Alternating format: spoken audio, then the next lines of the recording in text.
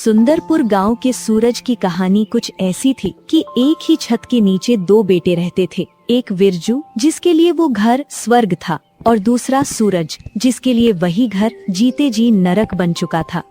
तपती धूप में सूरज पसीने से नहाया हुआ था। उसके कंधों पर हल रखा हुआ था। वो बैल की जगह खुद जुता हुआ था और हल खींच रहा था। उसकी सांसें उखड़ रही थीं। ठीक सामने पेड़ की ठंडी छांव में एक खटिया पर विरजू और पास में मंगू मामा बैठा हुआ था। अरे ओ सूरज, क्या हुआ बे? चाल धीमी पड़ गई? बैल मर गया तो क्या हम भूखे मरेंगे? चल जोर लगा। ऐशा। अरे भांजे, ये सांड ऐसे नहीं चलेगा, इसे तो चाबुक चाहिए। बिरजू भैया, मंगू मामा, अब और नहीं होता। सुबह से पेट में अन्न का एक दाना नहीं गया। प्यास से गला चटक रहा है। वो घड़े में थोड़ा पानी है, उसमें से एक गिलास पानी मुझे दे दो।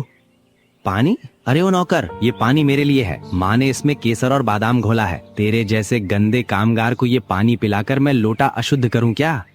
सुना तूने? छोटे मालिक को प्यास लगी है, इसलिए वो पिएंगे, और तुझे प्यास लगी है तो पसीना पी अपना। चल काम कर। खून के रिश्तों में इतना फर्क था। एक भाई बादाम वाला दूध पी रहा था और दूसरा पसीने की बूंदों से प्यास बुझा रहा था। सूरज ने आसमान की तरफ देखा। सूरज की तपिश उसकी चमड़ी जला रही थी, लेकिन सौतेले भाई की बातें उसकी रूह जला रही थीं। शाम हो चुकी थी। तभी सूरज लड़खड़ाते हुए धूल में सना हुआ घर आता है। ले मेरे लाल, दिन भर पेड़ के नीचे बैठकर पढ़ाई जो की है, दिमाग थक गया होगा, खा ले। माँ, आज खाना बहुत स्वादिष्ट बना है।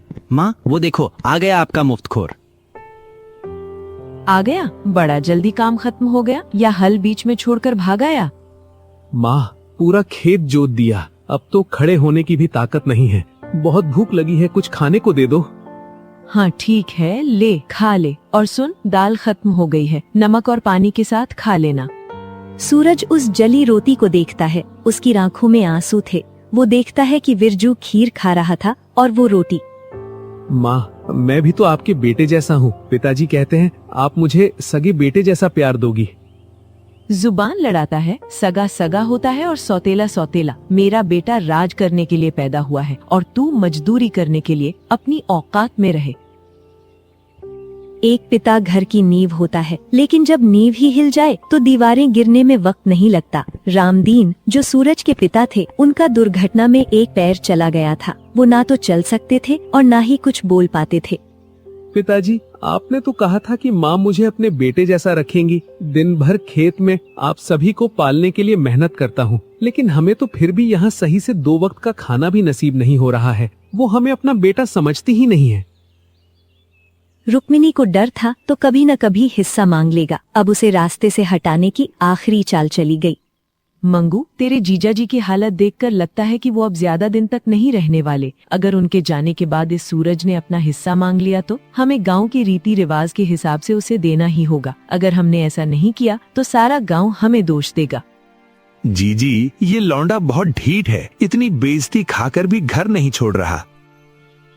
उस रात में सन्नाटा था, लेकिन रामदीन के सीने में तूफान मचा हुआ था। बरसों की बेबसी और बीमारी ने आखिरकार उनके शरीर को तोड़ दिया था। पिताजी आंखें खोलिए। आपको तो बहुत तेज बुखार है, शरीर आग की तरह तप रहा है। पिताजी, मैं अभी माँ से कहकर वैद्य जी को बुलवाता हूँ। माँ, ओ माँ, दरवाजा खोलिए। पिताजी की तबीयत बहुत बिगड़ गई है, वो सांस नहीं ले पा रहे हैं। मुझे कुछ पैसे दे दीजिए, मैं डॉक्टर को ले आऊँ। माँ। क्या है रे मनहूस, आधी रात को क्यों छाती पीट रहा है? न खुद सोता है न हमें सोने देता है। माँ, मैं आपके पैर पड़ता हूँ, पिताजी बचेंगे नहीं, उन्हें तुरंत इलाज की जरूरत है। मुझे थोड़े पैसे दे दीजिए, पिताजी को बहुत तेज बुखार है। अरे क्या नाटक है माँ इसका, क्यों बेजा चाट रहा है? सुन रे सूरज, तिजोरी की चाबी क्या तेरे बाप ने मुझे दी थी? और किस बात का इलाज? हाँ, अरे वो तो वैसे भी खाट पर पड़ा पड़ा सड़ रहा है। वो जिंदा भी है तो मुर्दे के समान ही है, न कमा सकता है न चल सकता है। माँ, ये आप क्या कह रही हैं? वो मेरे पिता हैं, आपके पति हैं, सिंदूर है वो आपका। सिंदूर और सुहाग तब अच्छा लगता है जब वो घर में 4 पैसे लाए। जो आदमी खुद अपनी मैली धोती नहीं बदल सकता, उस पर मैं जमा पूंजी फूंक दूं? जब भाग यहाँ से। अगर उसकी मौत आई है तो उसे कोई नहीं रोक सकता। डॉक्टर बुलाकर पैसे बर्बाद करने का मुझे कोई शौक नहीं है। माँ, मेरी बात तो सुनो। माँ, उस बंद दरवाजे ने सूरज को बता दिया था कि पत्थर की मूरत से दया की भीख मांगना बेकार है। वो वापस अपने पिता के पास आया। उस रात सूरज ने अपनी आंखों के सामने अपने भगवान को तिल तिल कर मरते देखा। उसके पास सिर्फ आंसू थे, न दवा थी, न दुआ काम आ रही थी। हमेशा के लिए डूब चुका था, वो जा चुके थे।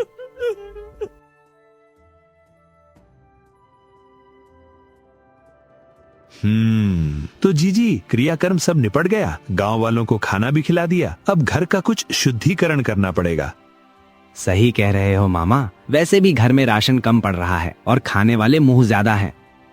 माँ, मैं कल से खेत पर ज्यादा काम करूँगा। पिताजी नहीं रहे तो उनकी कमी मैं पूरी करूँगा। तू पूरी करेगा कमी? अरे ओ अभाग, जिस बाप के दम पर तू यहाँ टिका था वो तो गया, अब तेरा इस घर में क्या काम? माँ, ये मेरा भी तो घर है। तेरा घर? अरे बिरजू, जरा कागज तो दिखा इसे। देख, पिताजी मरने से पहले सब कुछ माँ के नाम कर गए हैं और माँ चाहती है कि तू अब यहाँ ना रहे। तू पनौती है, पनौती। सीधी बात ये है सूरज कि अब मैं तेरा मनहूस चेहरा नहीं देखना चाहती। निकल जा मेरे घर से इसी वक्त। माँ, मैं कहाँ जाऊँगा? मेरे पास न पैसा है न कोई ठिकाना। कम से कम मुझे नौकर समझकर ही एक कोने में पड़े रहने दो। नौकर पालने के लिए भी पैसे लगते हैं और तू तो मुफ्त की रोटियां तोड़ने वाला है। चल निकल। रुक्मिणी उसका हाथ पकड़कर घर से बाहर निकाल देती है। जिस घर की ईंटें उसने अपने पसीने से सींची थीं, आज उसी घर ने उसे अजनबी बना दिया था। आखिरकार भारी कदमों से उसने अपनी किस्मत को स्वीकारा और उस गांव की पगडंडी पकड़ ली जो जंगल की तरफ जाती थी, जहां इंसानों से ज्यादा रहम शायद जानवरों में होता है। चलते चलते सूरज एक घने जंगल में पहुंचा। भूख और प्यास से उसका हलक सूख रहा था, लेकिन दिल का दर्द पेट की भूख से कहीं बड़ा था। वो एक पुराने बरगद के पेड़ के नीचे थक कर बैठ गया। क्यों? आखिर क्यों भगवान? मैंने किसी का क्या बिगाड़ा था? माँ छीनी, पिता छीने, घर छीना, अब क्या मेरी जान लेकर ही मानोगे? अगर यही न्याय है तेरा तो आज मुझे भी उठा ले, मैं जीना नहीं चाहता। तभी हवा के झोंके के साथ एक धीमी आवाज आती है। बेटा, कोई है? आकर मेरी थोड़ी मदद कर दो। सूरज चौंक गया। इस वीराने में कौन हो सकता है? ये कौन है? यहाँ इतने घने जंगल में कौन हो सकता जो मदद के लिए पुकार रहा है? उसने आंसू पोंछे और आवाज की दिशा में बढ़ा। झाड़ियों के पीछे एक पेड़ के नीचे एक बूढ़ी अम्मा बैठी थी। अरे, ये तो कोई बूढ़ी अम्मा है। मुझे पास जाकर पूछना चाहिए, क्या बात है? सूरज उनके पास जाता है और उनसे पूछता है, अम्मा, आप यहाँ इस जंगल में अकेली क्या कर रही हो? ये जंगल तो जानवरों का है। बेटा, क्या तू मेरी मदद कर सकता है? ये लकड़ियों का गट्ठर उठाकर मेरे सिर पर रख दे, मैं कैसे भी करके ले जाऊंगी। अरे नहीं अम्मा, ये गट्ठर बहुत भारी है। आपकी कमर झुक गई है। इस उम्र में इतना वजन उठाना ठीक नहीं है। लाइए, हटो आप, मैं इसे उठा लेता हूँ। ना बेटा ना, तू क्यों कष्ट करेगा? तू तो खुद थका हारा लग रहा है। तेरी आंखों में तो जैसे वीरानियां छाई हैं। बस मेरे सिर पर रखवा दे, मैं धीरे धीरे ले जाऊंगी। माँ के सिर पर बोझ रखकर कोई बेटा आराम से कैसे चल सकता है अम्मा? और फिर मुझे तो अब भारी बोझ उठाने की आदत हो गई है। आप बस रास्ता बताइए, घर कितनी दूर है? बूढ़ी औरत ने सूरज के चेहरे को गौर से देखा। उस अनजान लड़के की बातों में जो अपनापन था, वो उसे सालों बाद महसूस हुआ था। जुग जुग जियो मेरे लाल, भगवान तेरी झोली खुशियों से भर दे। बस बेटा, यहाँ से कुछ दूरी पर ही मेरी झोपड़ी है। चल, मैं तेरे साथ चलती हूँ। तेरा नाम क्या है बेटा? और तेरे कपड़ों पर इतनी धूल और तेरी आंखों में इतने आंसू? ये बात कुछ हजम नहीं हुई। तू किसी लक्कड़हारे का बेटा तो नहीं लगता? नाम सूरज है अम्मा, पर अब लगता है कि नाम बस नाम ही रह गया है। रोशनी सब छिन गई है। और कपड़ों की बात मत पूछिए, अभी कुछ देर पहले तक मैं भी एक घर वाला था। बात करते करते वे एक छोटी सी टूटी फूटी लेकिन साफ सुथरी झोपड़ी के पास पहुंच गए। सूरज ने गट्ठर को आंगन में जोर से पटक दिया। बेटा, मैं अभी पानी लेकर आती हूँ। गला सूख गया होगा तेरा। मैंने व्यर्थ ही तेरा समय बर्बाद कर दिया। तुझे कहीं जाना होगा ना? तेरे घर वाले राह देख रहे होंगे। राह? अम्मा, मेरा अब कोई घर नहीं है जहाँ कोई मेरी राह देखे। मेरा समय अब किसी के लिए कीमती नहीं रहा। ये क्या कह रहा है लल्ला? इतना होनहार और सजीला जवान बेटा और कोई घर नहीं? क्या हुआ तेरे साथ?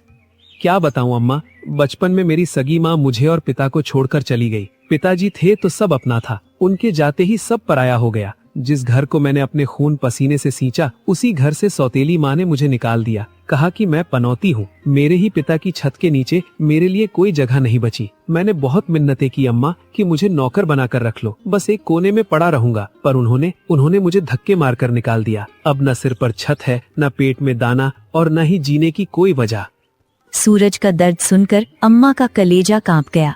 चुप हो जा मेरे बच्चे, चुप हो जा, रोते नहीं। देख देख मेरी तरफ, तुझे लगता है तू अकेला है? इस दुनिया में दुख सबको है बेटा।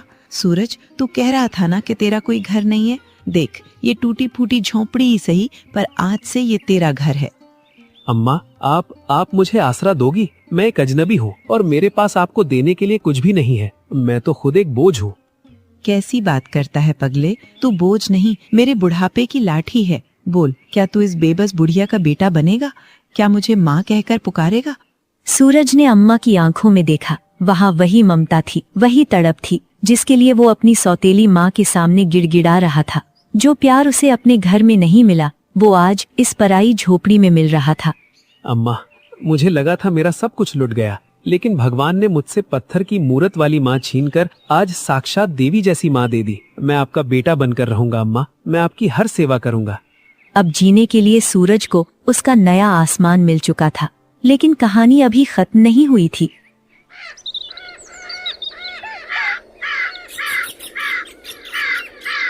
अगली सुबह सूरज की आंखों में एक नई उम्मीद थी। उसे अब सिर्फ अपने लिए नहीं, बल्कि उस बूढ़ी माँ के लिए भी जीना था, जिसने उसे आसरा दिया था। वो काम की तलाश में गांव के सबसे बड़े और खूंखार जमींदार ठाकुर गजेंद्र सिंह की हवेली पहुंचा। पास में उसका चालाक चमचा कल्लू कालिया खड़ा था। राम राम मालिक, मैं परदेसी हूँ, काम की तलाश में आया हूँ। अगर आपके खेतों में कोई मजदूरी मिल जाती तो बड़ी कृपा होती। परदेसी? हम बाहर के लोगों को तो काम देते नहीं, तुझे क्यों दे? शक्ल से तो तू चोर उचक्का लगता है। निकल जा यहाँ से, हमारे पास फालतू लोगों के लिए कोई जगह नहीं है। मालिक, मैं मुसीबत का मारा हूँ, चोर नहीं। आप जो कहेंगे मैं वो काम करूँगा। भले ही पैसे कम दीजिएगा, बस अनाज दे दीजिएगा। कहा ना नहीं है काम, बहरा है क्या? सूरज निराश होकर लौटने ही वाला था कि तभी कल्लू कालिया की आंखों में एक चमक आई। वो झुककर ठाकुर के कान में फुसफुसाया। अरे सरकार, जाने मत दीजिए, रुकिए। मालिक, वो काली टेकरी वाली बंजर जमीन याद है, जहाँ पत्थर के सिवा कुछ नहीं उगता? हम बरसों से उसे आबाद करने की सोच रहे हैं, पर मजदूरी के डर से कोई तैयार नहीं होता। इस परदेसी को वहाँ झोंक देते हैं। लेकिन कल्लू, वहाँ तो घास भी नहीं उगती, ये क्या कर लेगा? यही तो फायदा है सरकार। इससे कहेंगे कि फसल का आधा हिस्सा तेरा। अगर इसने मेहनत करके जमीन उपजाऊ बना दी तो बैठे बिठाए आपकी जमीन सोना बन जाएगी। और अगर कुछ नहीं होगा तो हमारा क्या गया? मेहनत इसकी, पसीना इसका। ठाकुर के चेहरे पर एक कुटिल मुस्कान आ गई। उसे कल्लू कालिया की चाल समझ आ गई थी। चित भी मेरी, पट भी मेरी। ए लड़के, रुक। देख, मेरा दिल बहुत बड़ा है, तुझे खाली हाथ नहीं लौटाऊंगा। गांव के दक्षिण में मेरी एक जमीन है जो थोड़ी पथरीली है। अगर तू उसे खोद कर खेती लायक बना दे तो जो भी फसल होगी उसका आधा हिस्सा तेरा। मंजूर है? मंजूर है मालिक, बिल्कुल मंजूर है। मैं अपनी मेहनत से पत्थर में भी फूल खिला दूंगा। जा, कुदाल उठा और लग जा काम पर। लेकिन याद रखना, जब तक काम पूरा ना हो एक पैसा नहीं मिलेगा। सूरज उस जमीन पर पहुंचा। वो खेत कम और पत्थरों का जंगल ज्यादा लग रहा था। दोपहर का सूरज आग बरसा रहा था। हिम्मत मत हार सूरज, ये जमीन पत्थर है तो क्या हुआ? मेरे इरादे लोहे के हैं। अम्मा के लिए मुझे ये करना ही होगा। सूरज ने अपनी कुदाल उठाई और जमीन पर वार करना शुरू किया। कई घंटे बीत गए। सूरज पसीने से लथपथ था। तभी अचानक उसकी कुदाल जमीन के नीचे किसी सख्त चीज से टकराई। अरे, ये कैसी आवाज है? ये पत्थर तो नहीं लगता। उसने और खुदाई की। उसमें से एक पुराना तांबे का बड़ा मटका निकलता है। उस मटके का मुंह एक लाल कपड़े से बंधा हुआ था। ये क्या है? किसी ने खेत के बीच में ये मटका क्यों गाड़ा होगा? और इसमें क्या हो सकता है? सूरज मटके से कपड़ा हटाता है, तभी उसमें से एक रोशनी निकली। सूरज डर के मारे पीछे हट गया। देखते ही देखते वो रोशनी एक सुंदर स्त्री के रूप में बदल गई। उसके चेहरे पर तेज था, लेकिन आंखों में कृतज्ञता।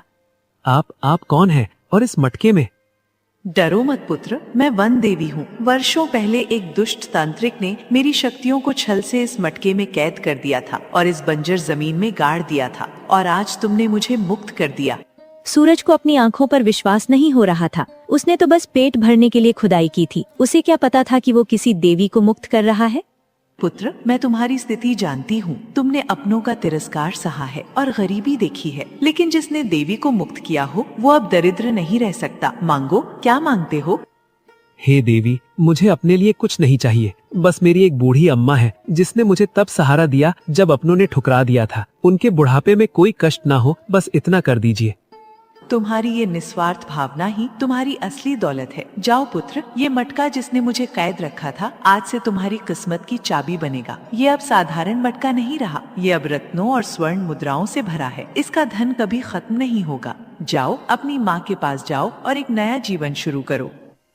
इतना कहकर देवी अंतर ध्यान हो गई। सूरज ने कांपते हाथों से मटके में झांका। वो हीरे, जवाहरात और सोने के सिक्कों से लबालब भरा हुआ था। धन्यवाद माँ, धन्यवाद। आज आपने इस अनाथ को राजा बना दिया। सूरज उस भारी मटके को लेकर किसी तरह लड़खड़ाते हुए अम्मा की झोपड़ी में पहुंचा। उसका चेहरा खुशी और डर दोनों से तमतमा रहा था। अम्मा, ओ अम्मा, दरवाजा बंद करो जल्दी। देखो मैं क्या लाया हूँ। क्या हुआ लल्ला, तू इतना घबराया हुआ क्यों है? किसी से झगड़ा तो नहीं हुआ? झगड़ा नहीं अम्मा, आज किस्मत से समझौता हुआ है। देखो। जैसे ही सूरज मटके का मुंह खोलता है, सोने के सिक्कों और रत्नों की चमक देखकर बूढ़ी अम्मा की आंखें फटी रह जाती हैं। हे मेरे राम, ये सब क्या है बेटा? तूने कोई गलत काम तो नहीं किया? ये राजा का खजाना कहाँ से उठा लाया?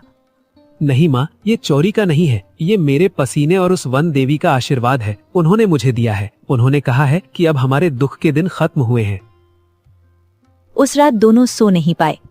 अगले कुछ हफ्तों में सूरज ने समझदारी से काम लिया। उसने उस धन का उपयोग करके एक सुंदर और बड़ा मकान अपने और अपनी बूढ़ी अम्मा के लिए खरीद लिया।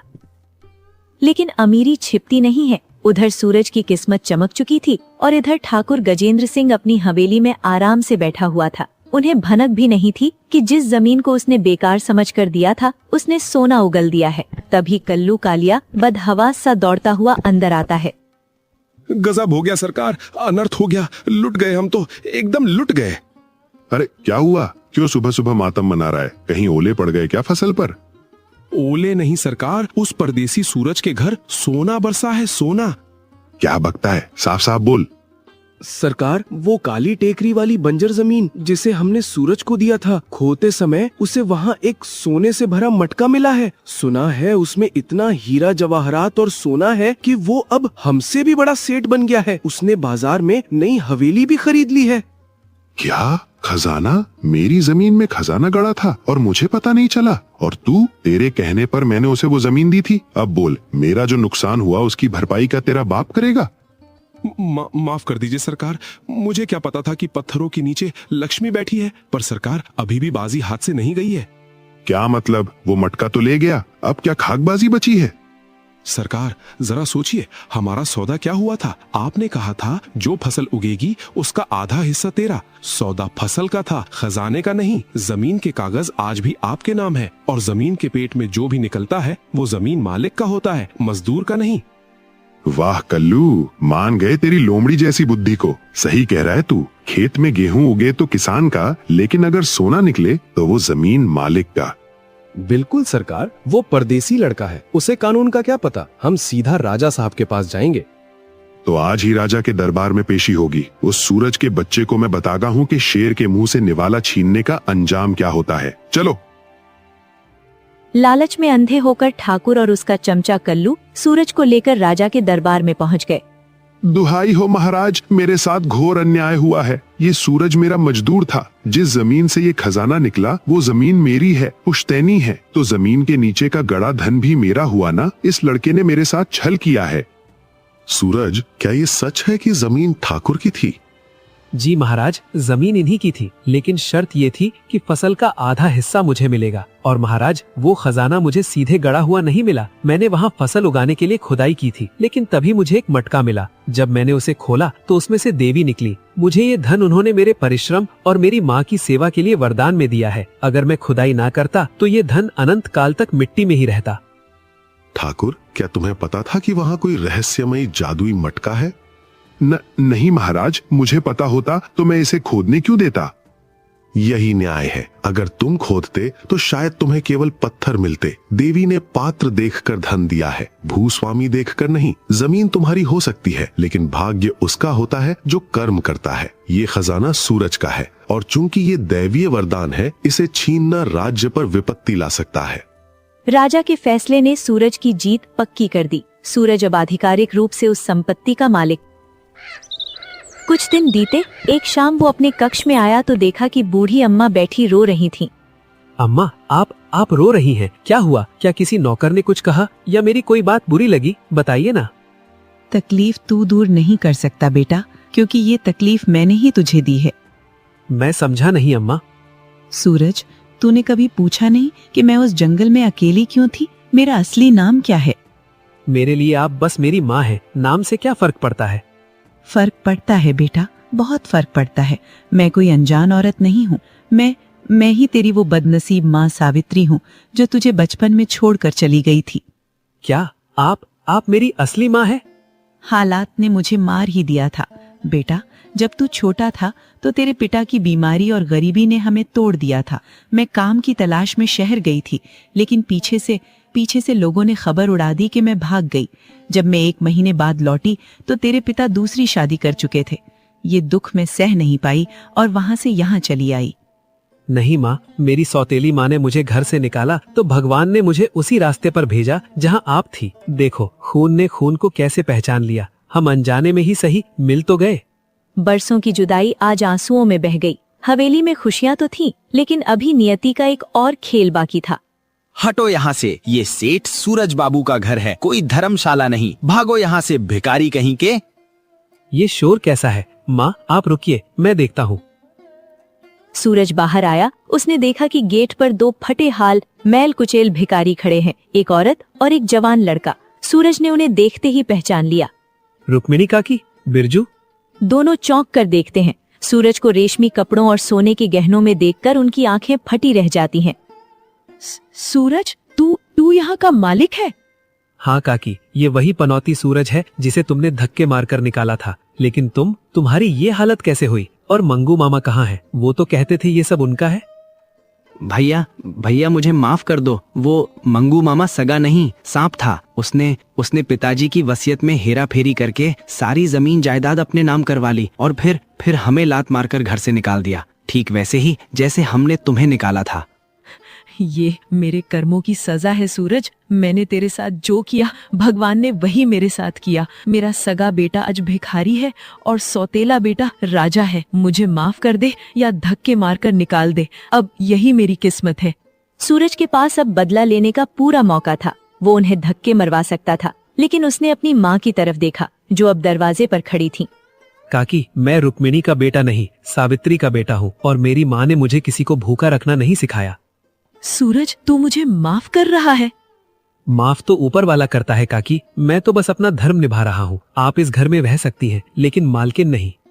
सुंदरपुर की कहानी ने अपना चक्र पूरा कर लिया था। जिसने दूसरों का हक छीना वो सड़क पर आ गया, और जिसने सब कुछ खोकर भी नेकी नहीं छोड़ी वो महलों का राजा बन गया। वक्त से बड़ा कोई न्यायाधीश नहीं होता।